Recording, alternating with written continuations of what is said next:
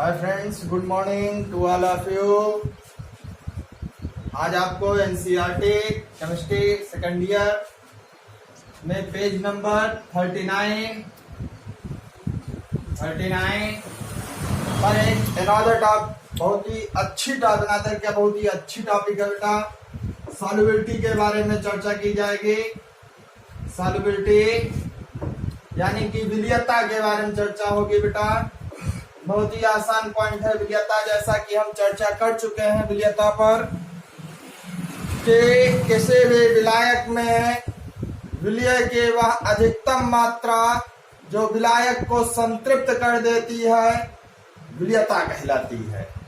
या फिर आप कह सकते हैं बेटा किसी निश्चित ताप पर विलायक के निश्चित मात्रा में घुली हुई विलय की मात्रा उस विलयन की विलियता कहलाती है। यह ताप, दाब, आयतन आदि से प्रभावित होती है। ताप, दाब एवं आयतन आदि से प्रभावित होती है। अब बेटा जब बात हम विलियता की करते हैं तो विलियता को दो पार्ट में पढ़ेंगे। एक तो है बेटा ठोस की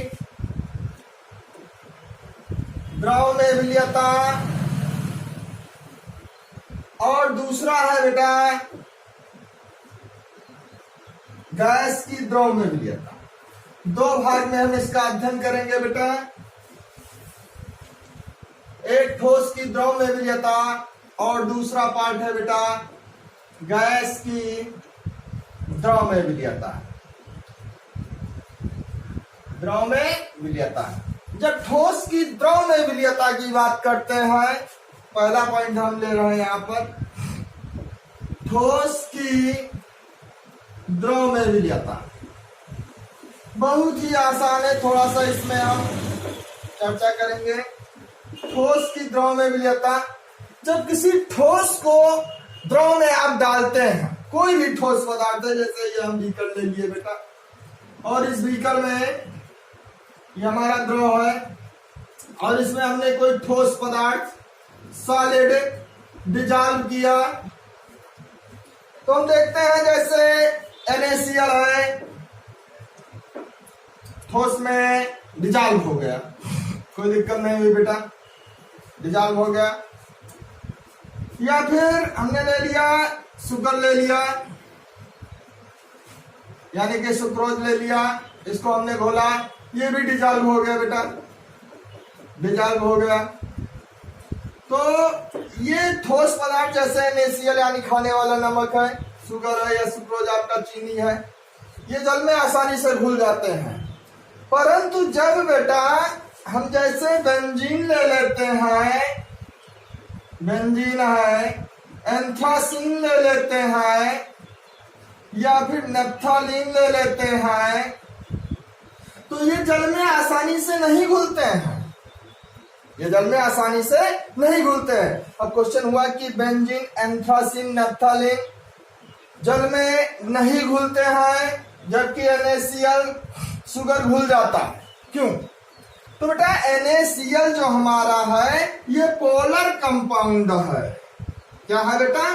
पोलर कंपाउंड है यानी ध्रुवीय यौगिक है। और हम जानते हैं जल भी हमारा कैसा है? पोलर सब्सटेंस है, पोलर पदार्थ है यानी ध्रुवीय पदार्थ। अब ये व्हाट इज पोलर? जैसे NaCl ब्रेक डाउन इनटू बेटा Na+ और Cl- और सेम टू दैट में HOH reversible H+ and OH-। यानी एकदम क्लियर है बेटा कि जहां पर पोल फॉर्मेशन मिलता हो, ध्रुव का निर्माण होता हो, दैट इज पोलर सब्सटेंस। जैसे NaCl यहाँ पर बेटा Na+ और Cl-। या पोल फॉर्मेशन आपका बढ़िया कंपाउंड HOH में H+ बेटा OH- यानी प्लस माइनस में कंपाउंड टूट जाते हो उन्हें पोलर कंपाउंड कहते हैं। अब एक क्वेश्चन आपके दिमाग में जो है बैठ गया होगा कि नहीं सर जी शुगर कहाँ पोलर कंपाउंड है? तो बेटा शुगर जो होता है यानी कि चीनी जो होता है C12H22O11, ठीक है। तो शुगर जल में इसलिए घुलता है क्योंकि यह जल के अणुओं के साथ अंतरा अणुक हाइड्रोजन बंध बना लेता है, जिसके कारण यह आसानी से जल में घुल जाता है। अब क्वेश्चन हुआ बेंजीन, एंथ्रासीन, नेप्थालीन है या फिर आपका क्लोरोफॉर्म है या फिर आपका कार्बन टेट्राक्लोराइड है, CCl4 है या फिर डीजल है या पेट्रोल है, ये जल में नहीं घुलते हैं।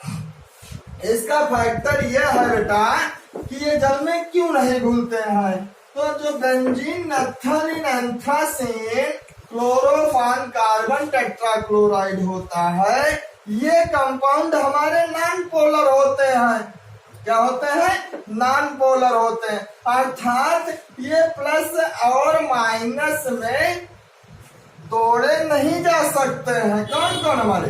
बेंजीन है, नेप्थालीन है, ठीक है, एंथ्रासीन है या फिर आपका बेटा CCl4 है, CHCl3 है, यानी ऑर्गेनिक मटेरियल जितने भी ऑर्गेनिक है, कार्बनिक पदार्थ है, ये हमारे प्लस माइनस में न टूटने के कारण नॉन पोलर कंपाउंड होते हैं। और जल हमारा क्या होता है बेटा? वाटर, ये पोलर कंपाउंड होता है।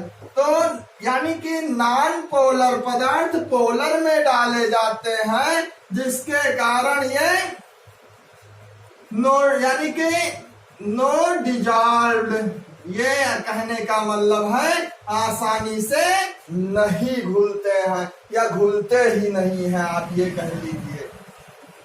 अब ठोस की जो द्रव में विलयता होती, यानी ठोस पदार्थ को जब हम द्रव में घोलते हैं, जब ठोस पदार्थ द्रव में घुलता रहता है, तब यह प्रक्रिया विलीनीकरण कहलाती है। क्या कहलाती है बेटा? विलीनीकरण कहलाती है। विलीनीकरण कहलाती है। और किसी भी ठोस पदार्थ को, थोड़ा ध्यान देना बेटा, बहुत ही अच्छी टॉपिक है, एक नई डिफिनेशन है यहाँ पर, ठीक है। अब किसी भी ठोस पदार्थ को जल में घोलते रहिए, और जब जल में घोलते रहेंगे तो क्या होगा? ये ठोस पदार्थ यानी कि सॉलिड मटेरियल यहाँ जाकर के इकट्ठा होते रहते हैं, और इकट्ठा होकर के ये संघटट यानी कि कहने का मतलब है दो या दो से अधिक अणु चिपक करके एक हैवी मॉलिक्यूल बना लेते हैं, एक बड़ा सा जो है अणु बना लेते हैं। तो ठोस पदार्थ के हैवी मॉलिक्यूल में बदलने की यह प्रक्रिया क्रिस्टलीकरण कहलाती है। क्या कहलाती है बेटा? क्रिस्टलीकरण कहलाती है। That's called crystallization. बहुत बढ़िया एग्जाम्पल है बेटा, थोड़ा सा ध्यान दीजिएगा कि जब आप घर में दूध को गर्म कर देते हैं, ठीक है, दूध आपका है, उसको आप गर्म कर देते हैं, तो उसमें जो केसीन प्रोटीन होती है वे इकट्ठा होकर के दूध के यानी कि जो तरल पदार्थ है उसके सतह के ऊपर आकर के एक मोटी लेयर बना लेते हैं, जिसे आप साड़ी कहते हैं। ठंडा होने पर, गर्म करने के पश्चात ठंडा होने पर, ठीक है, जिसे आप साड़ी कहते हैं। तो साड़ी का बनना एक क्रिस्टलाइजेशन की प्रक्रिया होती है, क्रिस्टलीकरण की प्रक्रिया होती है। That's called crystallization. वह केसीन प्रोटीन हमारी इकट्ठा हो जाती है। अब हम यहाँ पर थोड़ी सी चर्चा करेंगे बेटा, ठोस की द्रव में विलयता किन किन कारकों से प्रभावित होती है। तो ठोस की जो द्रव में विलयता होती है, मुख्य रूप से दो कारक इस पे इफेक्ट डालते हैं। एक तो दाब का प्रभाव बेटा, और दूसरा हमारा है ताप का प्रभाव। तो ठोस नंबर 1 दाब का प्रभाव, नंबर 2 ताप का प्रभाव। तो बेटा जो दाब का प्रभाव होता है, जो प्रेशर का इफेक्ट होता है, ठोस का द्रव में लगभग ना के बराबर होता है। किसी भी ठोस को द्रव में घोलिए, दाब इस पर लगाइए, कोई प्रभाव नहीं पड़ेगा। क्यों नहीं पड़ेगा कोई प्रभाव? क्योंकि ठोस हमारे क्या होते हैं बेटा? असंपीड्य होते हैं। क्या होते हैं? असंपीड्य होते हैं, नॉन कंप्रेसिबल होते हैं। अब असंपीड्य का मतलब क्या हुआ? कि वह पदार्थ जो दबाने से दब जाए, संपीड्यता का गुण दर्शाता है। वे पदार्थ जो दबाने से न दबे, असंपीड्यता का गुण दर्शाते हैं।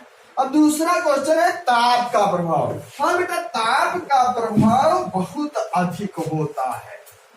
जो ताप का प्रभाव होता है बेटा, बहुत ही अधिक होता है। किसी भी ठोस पदार्थ को, जैसे बहुत ही अच्छा एग्जाम्पल है, ठोस पदार्थ को, सॉलिड मटेरियल को आप लिक्विड में डिजॉल्व करिए, ठीक है, तो ताप का प्रभाव बहुत अधिक पड़ता है। क्यों?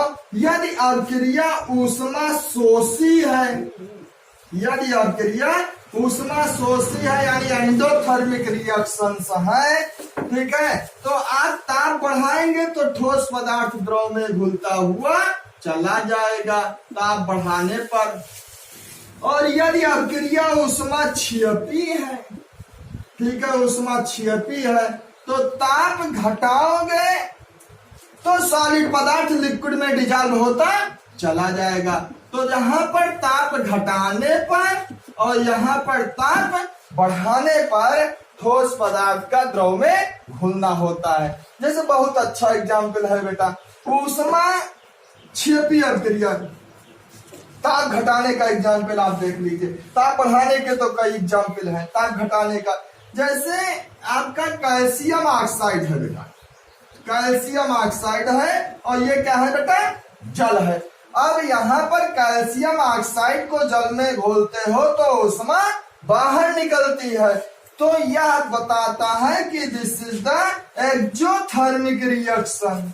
एक्सोथर्मिक रिएक्शन यानी ऊष्मा क्षीयपी अभिक्रिया है। जल जितना ही ठंडा होगा, जितना अधिक जल ठंडा होगा, कैल्शियम ऑक्साइड चूना उतना ही बढ़िया घुलता हुआ चला जाएगा। अगर जल गर्म ले लोगे तो कैल्शियम ऑक्साइड जल में नहीं घुलेगा, क्योंकि कैल्शियम ऑक्साइड के वियोग, यानी कैल्शियम ऑक्साइड जब जल से क्रिया करेगा तो क्या बनाएगा बेटा? कैल्शियम ऑक्साइड प्लस जल गिव्स आउट कैल्शियम हाइड्रोक्साइड, बुझा चूना बनेगा, ठीक है। तो जो प्लस क्यू कैलोरी ऊष्मा, यानी क्यू कैलोरी की ऊष्मा बाहर निकलेगी, तो इस ऊष्मा को निकालने के लिए, यानी पात्र में कोई भी स्थान उपलब्ध नहीं होता है यदि जल गर्म है तो, ठीक है, कोई भी स्थान उपलब्ध नहीं होता है जिससे कैल्शियम ऑक्साइड से कैल्शियम हाइड्रोक्साइड आसानी से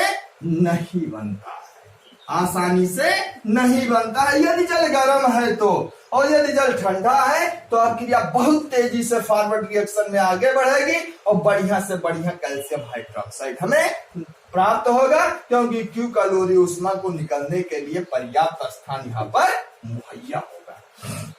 अब हम चलते हैं तो थोड़ी सी आगे टॉपिक पर, गैस की द्रव में विलीयता और ऊष्मा शोषी अभिक्रियाओं के कई एग्जाम्पल हैं, आप एनसीईआरटी के बुक में देख लेंगे, बहुत अच्छे एग्जाम्पल हैं।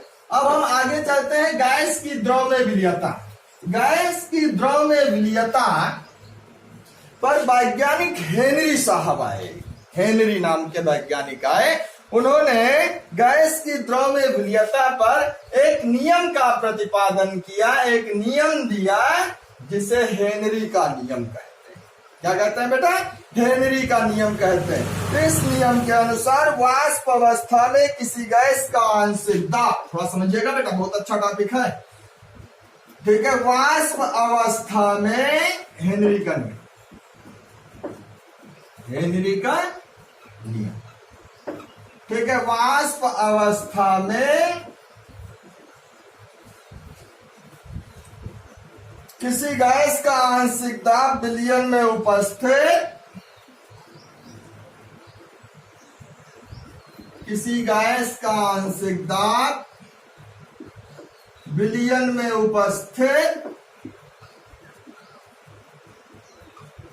विलयन में उपस्थित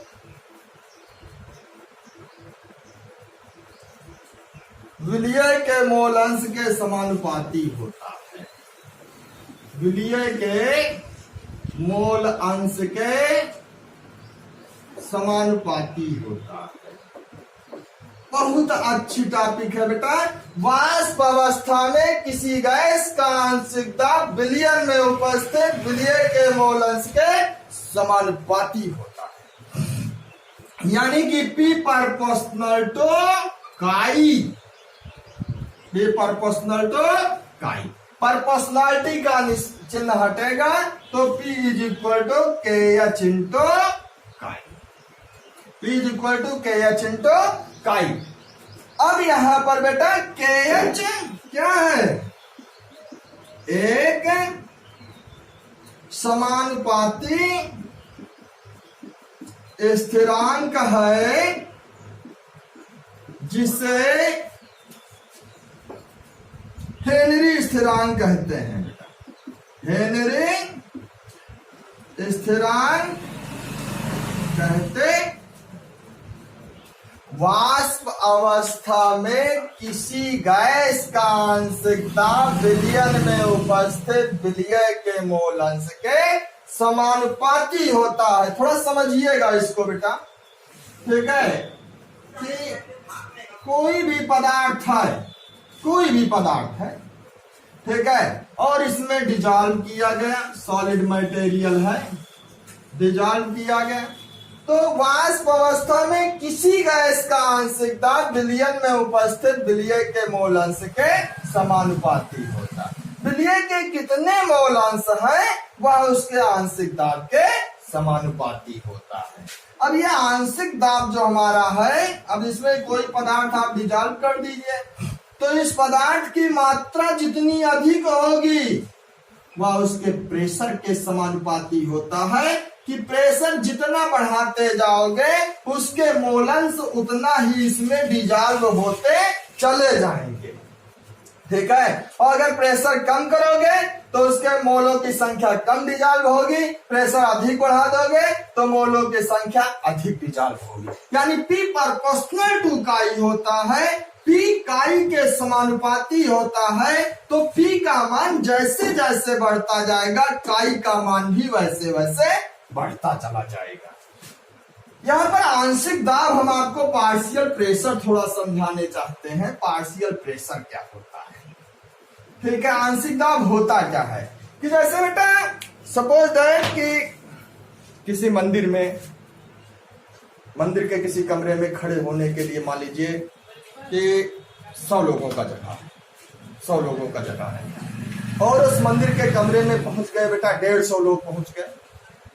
अब 50 लोग ज्यादा हो गए तो प्रत्येक व्यक्ति किसी दूसरे व्यक्ति पर एक दाब आरोपित करता है, प्रेशर लगाता है, ठीक है? तो यानी प्रत्येक व्यक्ति के द्वारा, किसी एक व्यक्ति के द्वारा किसी दूसरे व्यक्ति पर लगाया गया प्रेशर जो होता है वह उस व्यक्ति यानी कि कुल प्रेशर की तुलना में उस व्यक्ति का प्रेशर बहुत ही कम होता है, इसलिए ऐसे प्रेशर को हम आंशिक दाब कहते हैं।